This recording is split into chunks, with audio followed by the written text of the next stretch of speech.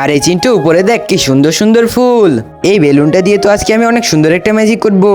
আরে ওই তো চিন্টু আর রাকিব খেলা করছে। রাকিব তুই কেমন আছিস? হ্যাঁ মিনা আপু, আমি ভালো আছি। রাকিব আমি পরে আসবো, এখন যাই। আচ্ছা মিনা আপু। আরে আমার মাথায় তো একটা শয়তানি আইডিয়া এসেছে। যাই রাকিবকে যাই বোকা বানাই।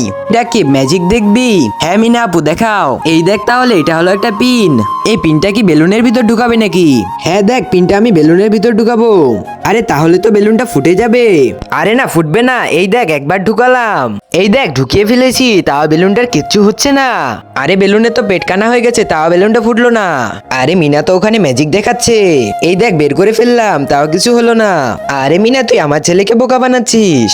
ব্যাগ রাখি, আরেকবার ঢুকিয়ে ফেলেছি। আচ্ছা মিনা আপু, আমি এখন আসি। আচ্ছা তাহলে রাজু, আমি এখন বাড়ি যাই। মা তুমি জানো, মিনা আপু আমাকে অনেক সুন্দর একটা ম্যাজিক দেখালো। রাজু, ওই ম্যাজিকটা আমি করে দেখাই? তুমিও পারো, তাহলে করে দেখাও। আচ্ছা তাহলে আয়। সবার প্রথমে আমাদেরকে লাগবে একটা বেলুন, তারপরে লাগবে সেলো টেপ আর পিন। প্রথমে বেলুনটাকে সুন্দর করে ফুলিয়ে নিতে হবে, তারপরে টেপটাকে কেটে নিতে হবে, আর বেলুনটার সাথে ক্রস করে সুন্দর করে লাগিয়ে দিতে হবে। এই তো লাগানো হয়ে গেছে, এখন তুই ম্যাজিক দেখ। এই দেখ, তোর মিনা আপুর মতো হয়েছে না? আর বন্ধুরা, তোমরা কে কে ছোটবেলায় এরকম ম্যাজিক করেছো কমেন্ট বক্সে জানিয়ে যাও।